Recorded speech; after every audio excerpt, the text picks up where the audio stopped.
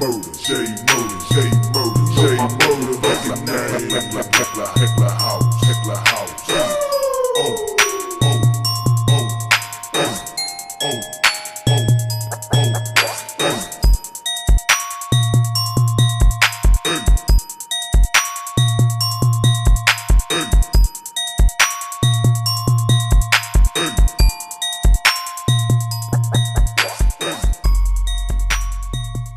What's up, YouTube? It's your boy Thomas back again with another rendition of Truth Be Told. Now, as far as big news, major news, there wasn't anything. It's the same old crap as usual. I wanted to touch base on a couple of things. And before I get started on mentioning any of this, understand I'm not against, I don't hate gay people. I'm not about, I'm not racist. I'm not against black women or anything like that. But there are a couple, some pretty shady, sketchy leftist ideology crap movies that have been coming out lately that's been really bad. The first one is this movie. I never even heard of it. It's called Bros. Apparently the first part of the movie, they have this huge, steamy, gay sex orgy thing, and it's supposed to be about love between gay people, or gay men. And most people, literally, nobody sees it that way. The only one who sees it that way is the guy who wrote and directed it.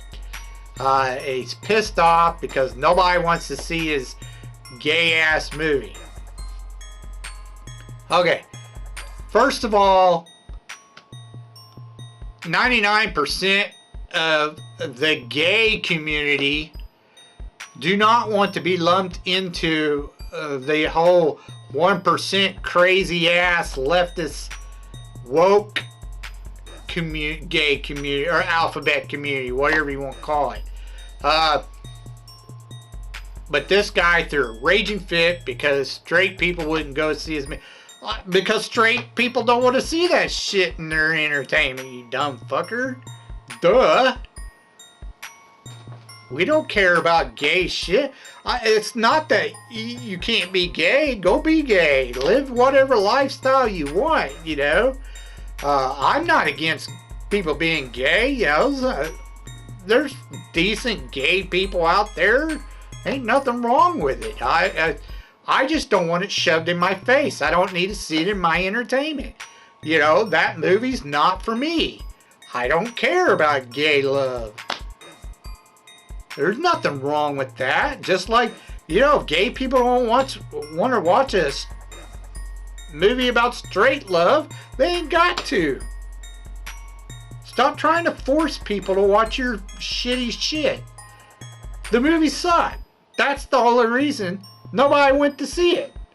Stop whining like a little bitch. Get over it. Do something people actually want to see. Duh. Oh, so sick and tired of that woke crap, Just stop with it. Hollywood, you need to stop. Same thing. I see a lot of people bitching about that movie called Whaman King. They've been going on and on about it for a couple weeks now. Found out that, hey, guess what? Everything about that movie is 100% bullshit. It's all fantasy, all made up. Historically, yes, there was a tribe called the Dahomey tribe or whatever. However, they were not the best fighting female warriors in history. The shield maidens of Scandinavia were 10 times better. I mean, this group got wiped out, or tribe got wiped out in 2 hours flat by the French army. Duh. Other thing that,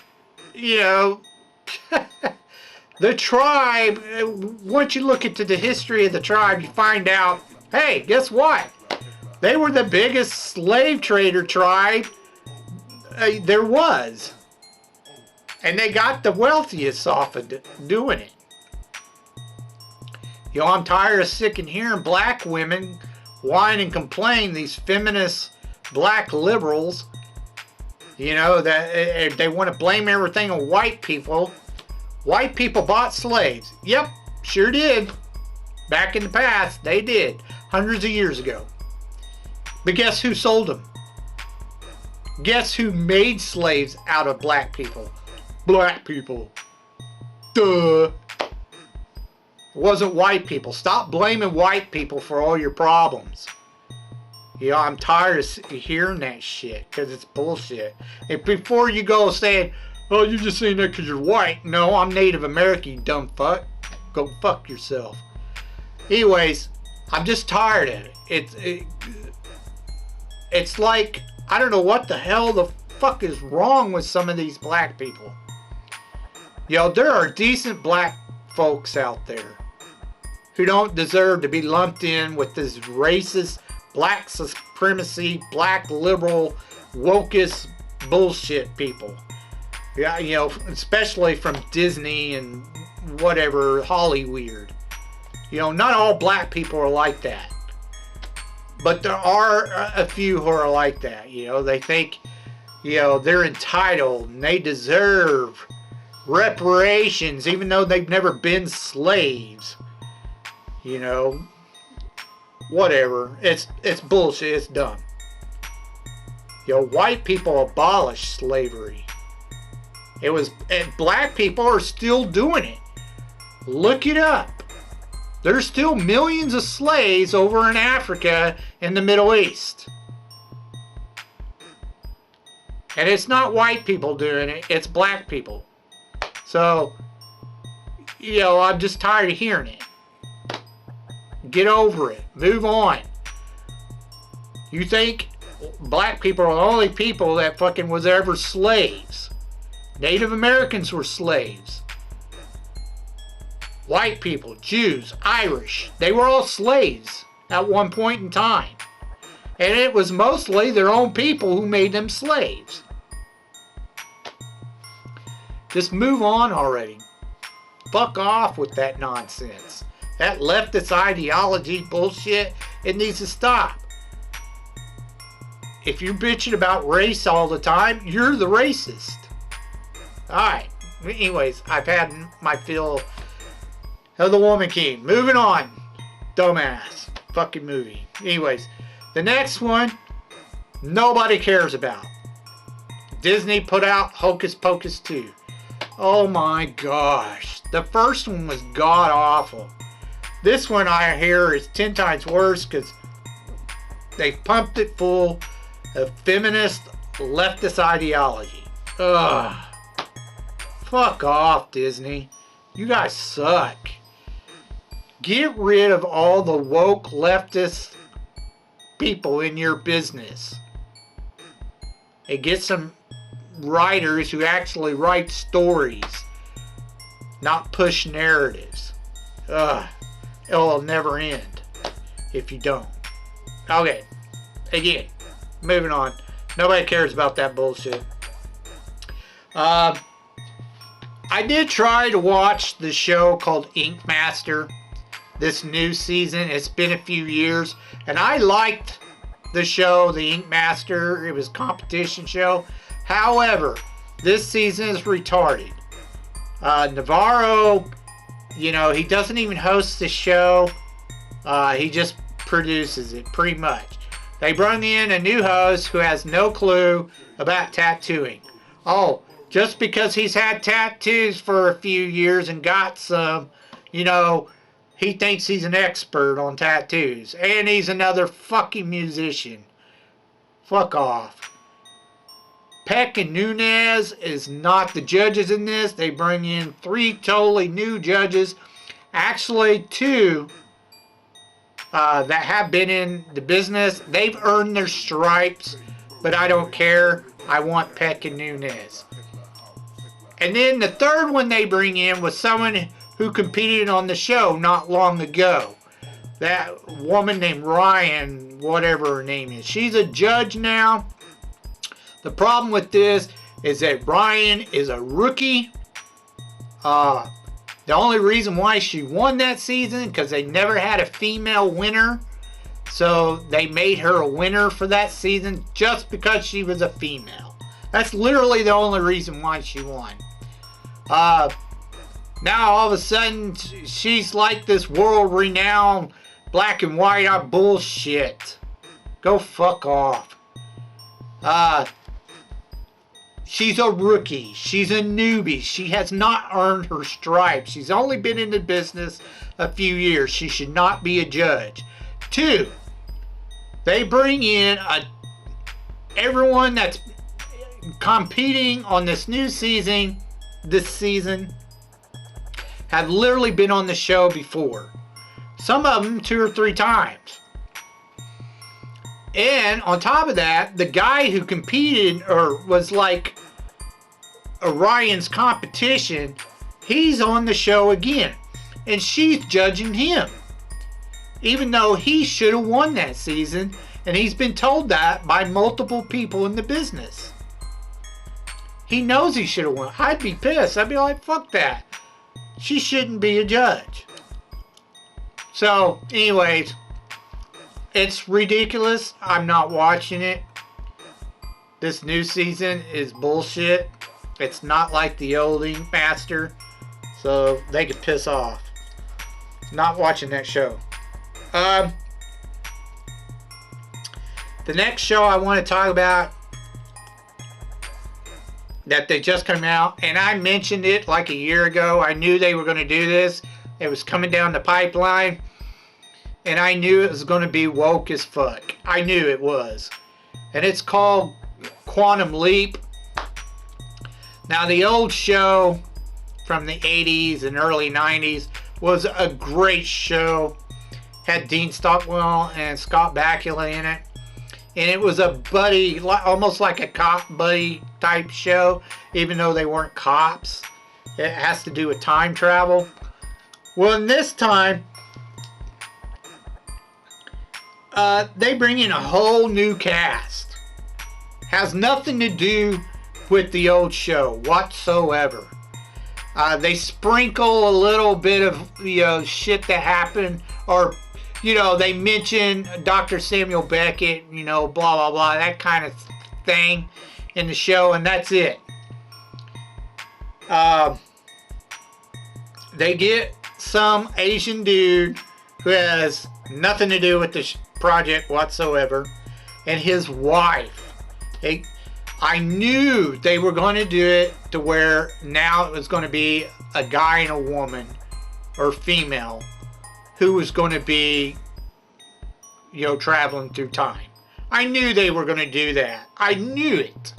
They couldn't have 2 guys again. They had to have a female in there. And she sucks. She shouldn't be in it. But she says she should have been the one who was leaping, not him. Oh, fuck off, you feminist rage bullshit. Ugh. She's actually the leader. Don't get it wrong. She's actually the leader of the show, not the Asian dude. Because she's the head scientist. She should have been leaping. Yada, yada, yada. She literally states all this crap in the very first episode, like blaming him for everything. It was cringe. Then you have, they have to be diverse, of course. So you have your token, not even gay character, well, he basically is gay. Trans actor, Mason Park. Okay, this guy, he sucks as an actor. He can't act worth a shit. And look at this shit, okay? I can't show you his full dress. I couldn't find a picture of his full dress. But literally, first episode, this a monkey could dress better than this motherfucker. He's literally wearing high waters and fucking some big ass fucking clodhoppers that look like the Swiss wooden shoes. Just fuck off. Oh my god. I don't understand why they couldn't continue the story with Dr. Samuel Beckett's unborn son. Like, he shows up and he takes over the project and he goes hunting for his dad. That's why he starts leaping. No, they couldn't do that. They had to try to erase all the old characters. They mentioned something about Al's daughter, which is never mentioned in the previous series. Nothing about Al having a kid in the previous series. However, Samuel Beckett did have an unborn son. When he went to the future, he got his wife pregnated with his unborn son. It is mentioned in the old series. Now, they also mention a girl that could have been Sam's daughter when he leaped into this one guy and he had sex with a woman inside that guy. But that makes no sense because he's literally using that guy's body, not his own. So it would be that guy's DNA and it would be that guy's daughter, not Samuel Beckett's. But anyways, they couldn't use either one of these. They had to bring in a whole different diverse cast. Whatever. It's just so dumb. Anyways, I will not be watching the rest of this show. It already pisses me off that they went woke as fuck with this show. I knew they were going to ruin it. Like they did with MacGyver, Magnum P.I., The Equalizer. That's just to name a few. I will not watch this show. I'm sorry. Stick with the original Quantum Leap. Fuck off, Hollyweird, and this new Quantum Leap. It sucks. NBC, you're fucking retards. Okay. Let's get on to what I really want to talk about this week. I just got done playing a game called Dead Island 2 Riptide. Now, there was a first Dead Island. I'd never played it, so I don't know anything about it. But I'm sure it's similar. I do like the fact that this game had an RPG element. That's why I played it. I'm okay with some survival games. I'm just not that big into them. Survival horror, sorry. I do like some survival horror games. Like the original Resident Evils and, Silent Hills. I like some of those. So, I didn't mind that aspect of it either. However, I'm not real big on first-person shooter games because that's what most of the game developers make anymore. They just keep pumping out these first-person shooters. I'm just not a big fan of them, especially like Fortnite and Call of Duty, where the kids, this generation, all they want to do is go in there and shoot people over and over and over. It's like, really? You don't care that there's a story in a game or, that you have to do certain quests and blah. It just makes no sense. No upgrade. It's dumb. Fortnite, games like Fortnite and Call of Duty and all that shit, dumb. I'm not into first-person shooters. Now, other than that, I do like the game for the most part. There are some pros and there are some cons. I'm going to go over some of the cons first. I hate the monster respawn. I get it for an RPG game, but it should be more like a Final Fantasy type thing, where you have to grind levels to level up. So yeah, they should allow you to continue leveling up, kind of like a Final Fantasy thing. I get that. But this is a horror survival game. After you cleared out an area of zombies, that should be done. There should be no more zombies. But in this game, you come back 10 minutes later and the whole area is full of zombies again. You gotta do it all over again, which is tedious and a pain in the ass. So it gets tiresome. You know, there should be any more zombies once you've cleared out an area. Not in a zombie game. Anyways, whatever. It is what it is. I think they need to change that. Another problem with like the combat situation is a lot of times, you know, when you're swinging your weapon, the screen goes all over the place. It doesn't stay on the zombie. I mean, so half the time your swings are missing the target.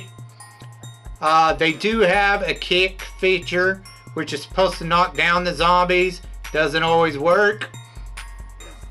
But this is mainly for like 1 or 2 zombies. And 90% of the time, the zombies are all, there's a mob of them. There's more than 3 in a pack.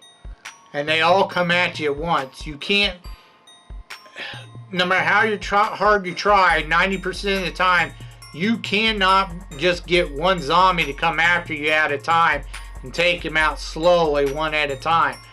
It always seems like you get one to come out of the group and then 2 others turn around and follow that one. So you can't do it that way, even no matter how you try. Another problem with the combat is a lot of times your swing will miss, or you will be attacking one zombie and the other will go past you, get behind you, and attack you from behind. That's a pain in the ass. It happens all the time. It gets old too. It's like you get frustrated because your character's weaving in and out and you can't see what the fuck's going on half the time. Zombies are getting past you and getting behind you and attacking you from behind. It's annoying. Now, as far as the characters go, I did not like most of the characters. Their skill trees, there's 3 skill sets. One is rage, one is the weapon your character is proficient in, and the third one is your survival skills. Now, for each character, most of these are all different. I literally didn't use rage whatsoever. I thought it was a dumb skill set. You have to try to build up your rage points or meter, and then you press the hold down the circle button, and your character does like some special rage move or whatever, which it's dumb. There's no point in it. I didn't ever use it. The survival skill set, the only character I liked was Sam B, the rapper. All the other characters it just wasn't worth it. Their combat was dumb. The chick with the, you know, most people are like, oh, guns, you know, no, because there's a limited amount of ammo that you can find, and you don't really find that many guns or anything like that until you get to about Henderson, which you're pretty much over halfway done with the game anyway by that time. So there's no point in it. So the guns are pretty much useless for the most part of the game.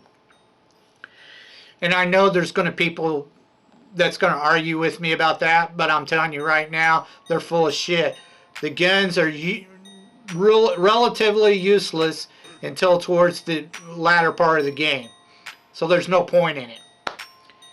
Trying to build up those skills. So the chick that uses guns, it's a proficiency, she's useless for the most part.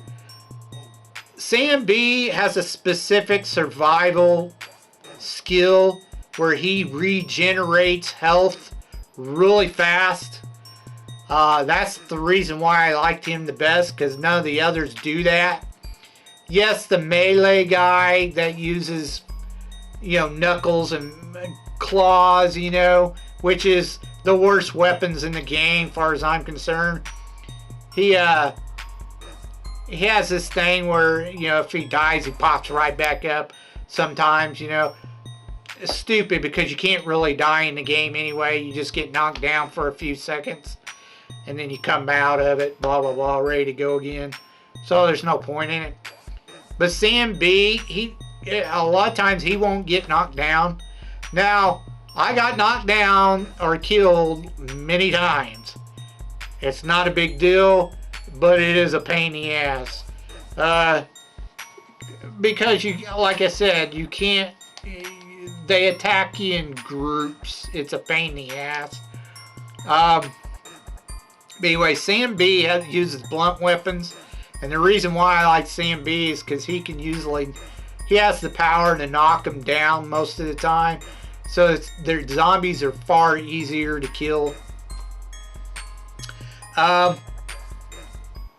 Another problem or con I had with the game was you have 4 weapon modifications they call mods or blueprints. You had the bleeding ones, the lightning ones or electric ones, you had the poison ones, and then you had the fire ones. Now, the bleeding and fire are the best.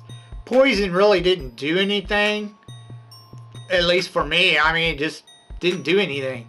Same thing with the fucking lightning. Lightning was okay, but it really didn't do that much damage.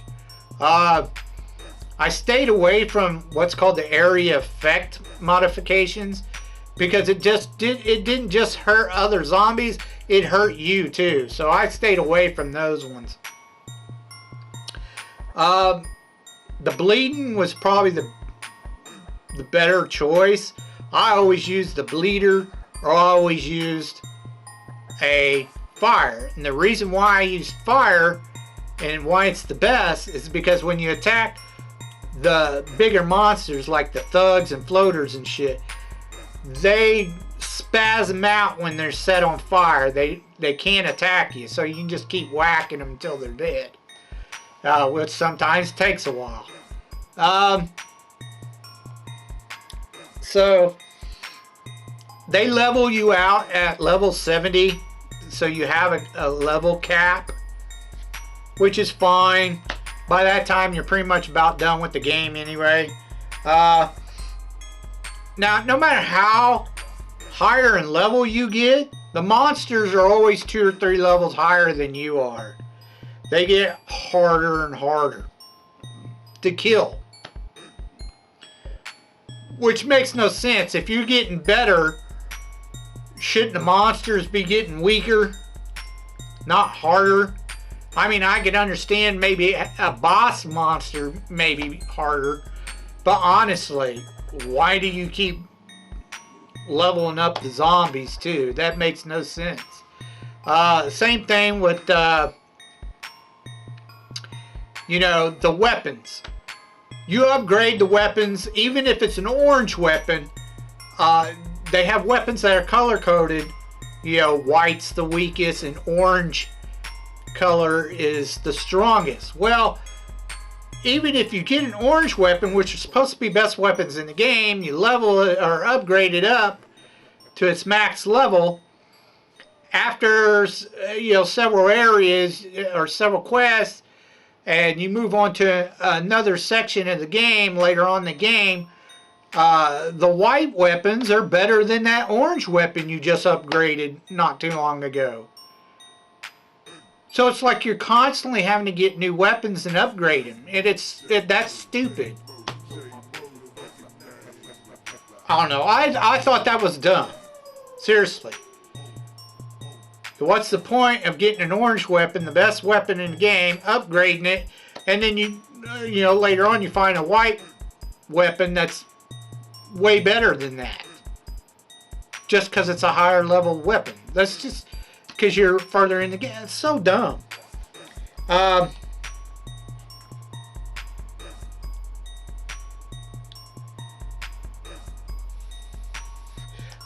couldn't find all the items for the team.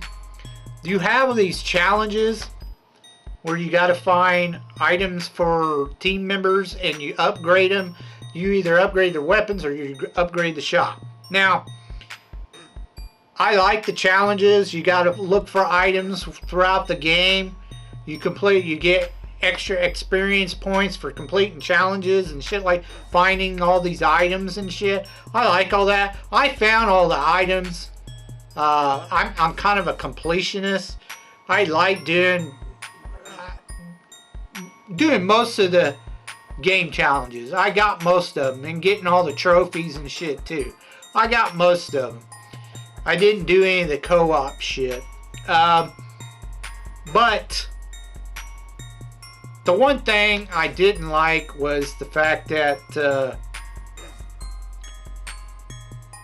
I completed almost every single quest except for one, and it was a team member quest. They have these areas called dead zones where the hardest zombies are, the bosses, and then you find the like, you got to level up the characters for team member quests 3 times. For the 3rd level quest or whatever, for whatever team member, you usually found the items in these dead zones.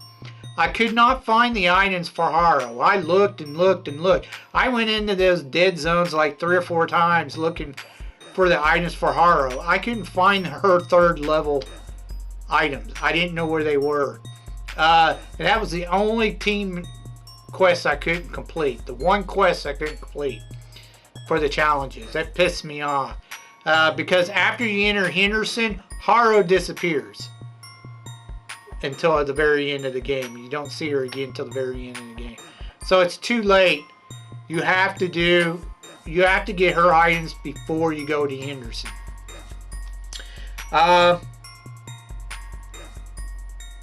Another thing with the mod weapons, modification weapons, like I said, you have the 4 variations, but the thing is why do you have to have like 50 variations of literally the same mod? It was dumb. Like, it was dumb. I get 1 or 2 modifications, but you don't need 50 of them. It was annoying. And I think I found like 1 or 2 mods that were orange, a couple of purples, a few blues, and most of them were all white.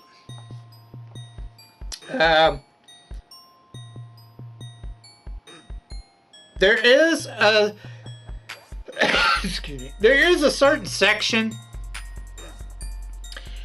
in the quarantine zone of Henderson. There's a quarantine zone area. Way off to the right end of the quarantine zone, there's a little section that has like boxes and shit like that in it, but you can't get in there. I tried all kinds of ways to try to get in there. There's no way to get in there, but they have crap in there. So I didn't understand why the developers put that in there if you can't get in there, and then tease you with shit that's in there. The other thing is that there were a couple of items like the 1977 brandy and the water bottles. I'm assuming the water bottles in the 1977 brandy is from the previous game, the first game. Those items were actually for the first game because there was no use for them in this game whatsoever. You can collect them all you want, but they're useless. So I didn't, like I said, there's a few items in the game that's no point in collecting them. Overall, though, I like the game. I like the fact it's RPG. You have quests. And I like the fact that it just didn't go on and on and on like certain apocalyptic first-person RPG games that they cap you at level 20 and you have only 10% of the game done. Any game player will know what I'm talking about, which game I'm talking about. But anyways, other than that, the game was alright. It wasn't bad. Like I said, it just like some of them cons I wish they wouldn't have done. Do I recommend this game? Yeah, 2 thumbs up. It's a really good game. It just, it has its, twerks and twitches that need to be fixed. But other than that, it's a pretty good game. Now, I heard there's now an online version of this game. I don't know if I'll ever play that or not. They tend to screw shit up when somebody else does somebody else's game and makes it online. They did it with Fallout 66 way, just terrible. They screwed that game up bad. But anyways, let's move on to your B movie reviews. Then I dash away from Popo. Yeah, snakes around my grass, they want my dodo. But I keep a 40, they don't know, no. Okay, Movieholics. This week is Sci-Fi week, but it also is horror month. And I always do a marathon of horror flicks for the next few weeks during October or horror month. So I figure let's just combine the two. Fuck it. Let's do sci-fi horror this week.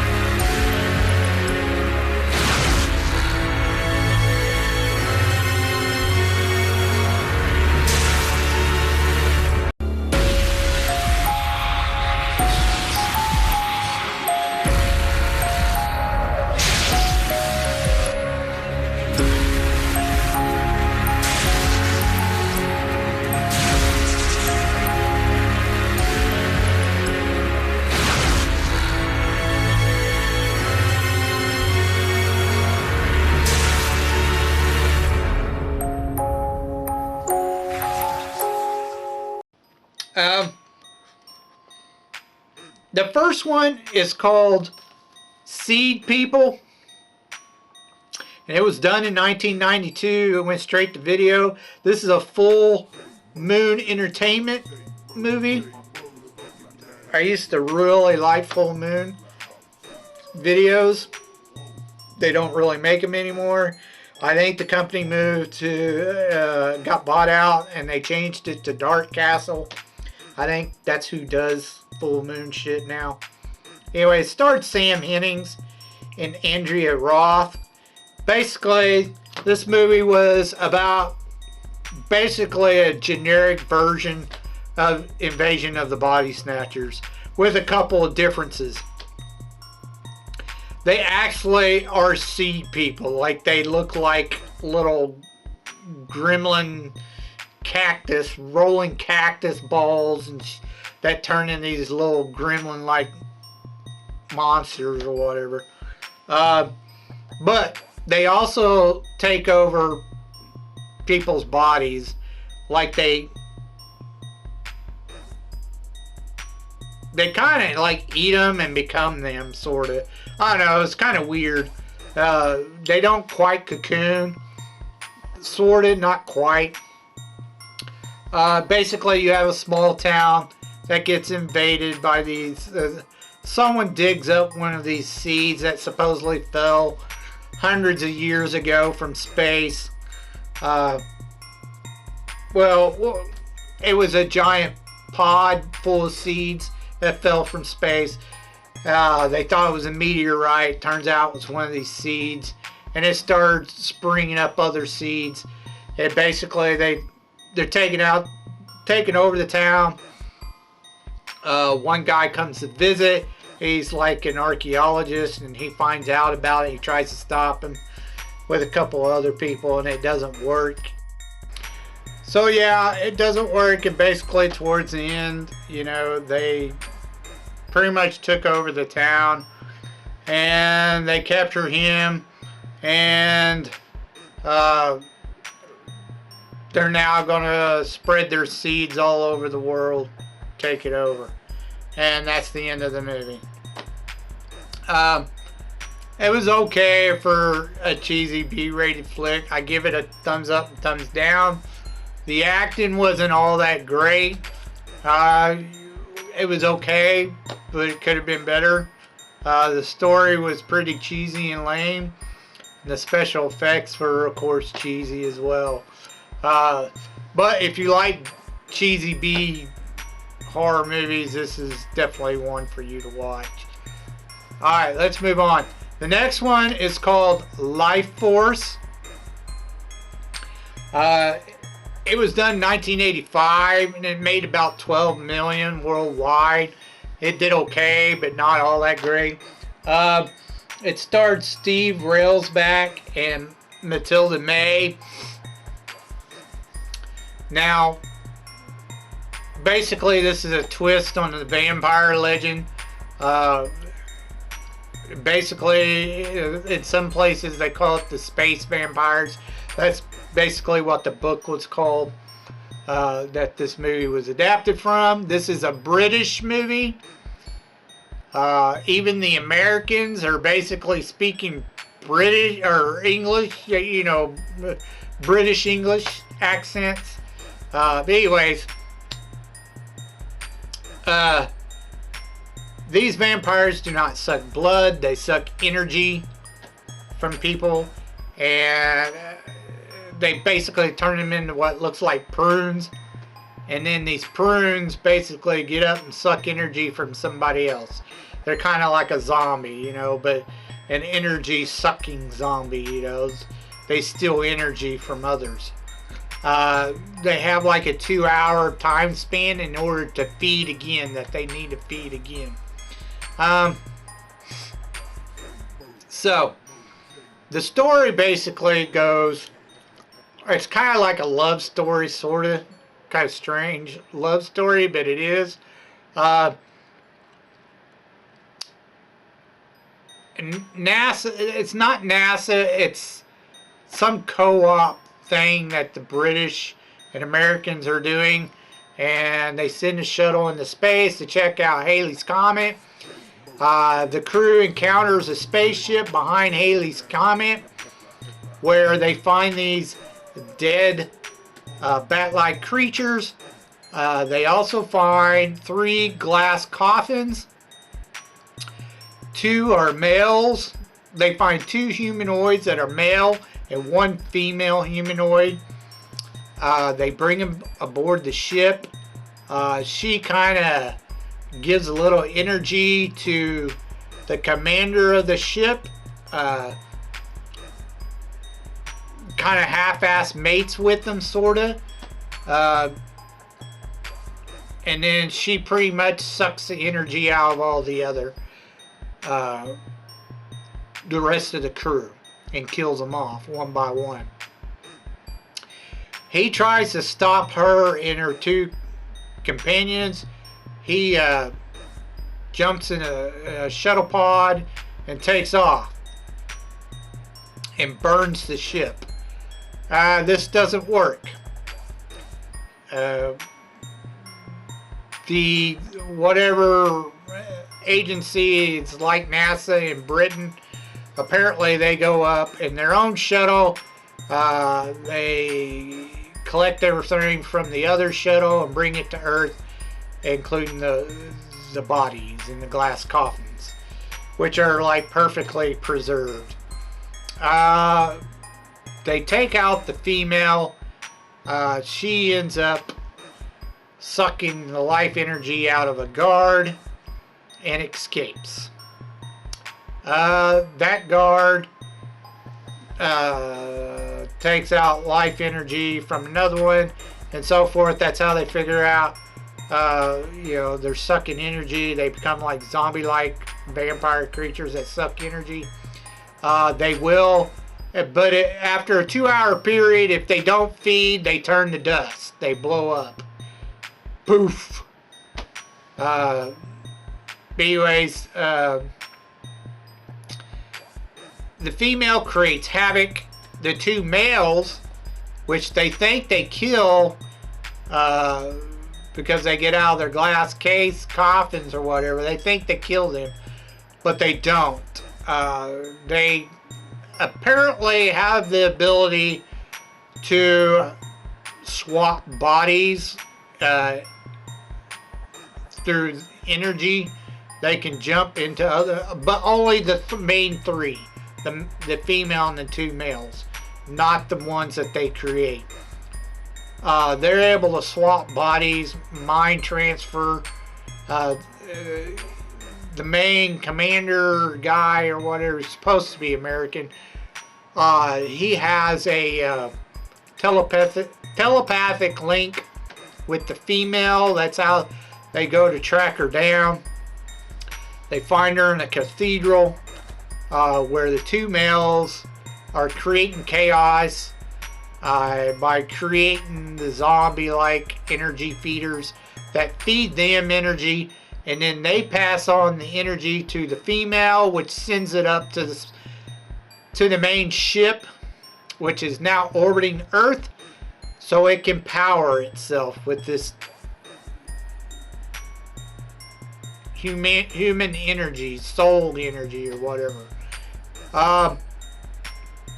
The commander tracks down the female, finds out that she tells him that he is a vampire himself. He's one of them.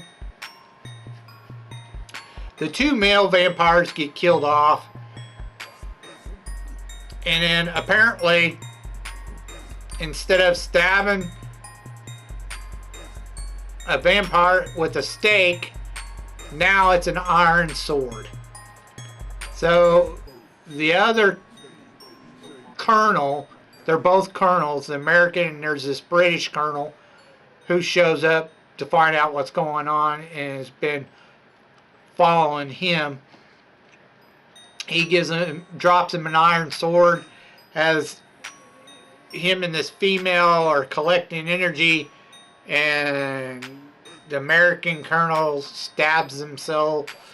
I don't know, tries to kill both of them, and instead it takes them up to the mothership and cases them in glass coffins, and then the mothership has collected enough energy, and either it's going to another world or it's going back behind Halley's Comet to wait another 75 years to come to Earth again.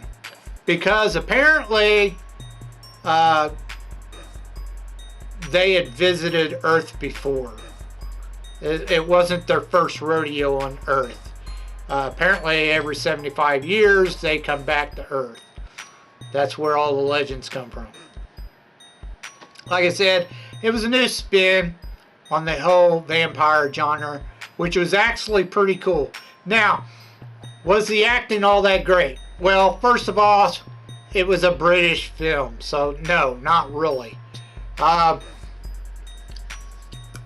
don't usually like British films because they're really dry with their humor, and I don't know, some of them are okay, but a lot of them I just really don't care for. It's not the same as an American film. It was cheesy. It was definitely cheesy, B-rated. But that doesn't mean it was bad. It was actually a pretty cool idea, I think. A new spin. It's also become a cult classic now as far as sci-fi and horror goes. Even though the story was kind of choppy, I still liked the story. It was actually a pretty good story. Even though the special effects were cheesy, it's before CGI, so you kind of have to half-ass expect it. I still give this film 2 thumbs up. The score, when it first starts off, you're like, wow, sounds like a sci-fi adventure, you know. The score's really good, like the music, you know, for the movie, whatever it is, the theme song. It was cheesy. There was a lot of screwed up lines. The acting was, okay, but it wasn't great. But the movie was fun. It was a pretty cool movie. like I said, if you're a sci-fi horror fan, definitely check this movie out. If you've never heard of it, it's definitely one for watching. Should they do a remake? Because I've heard rumors that they may do a remake of this. I don't know if they should touch this film. If they, right now anyway, there's too much woke crap in our entertainment right now, so I don't know. But anyways, good film. Check it out. That's all I have for you this week. If you have any comments or thoughts about what I talked about earlier in the video, please leave your comments down or leave your thoughts down in the comment section down below. I'd love to hear from you. Also, if you could think of any underrated or movies or films you think I may never have heard of or seen, please leave your suggestions down in the comment section down below. I'll get to reviewing them as soon as I can. Until next time, I told you you'd be told the truth, and you've just been told.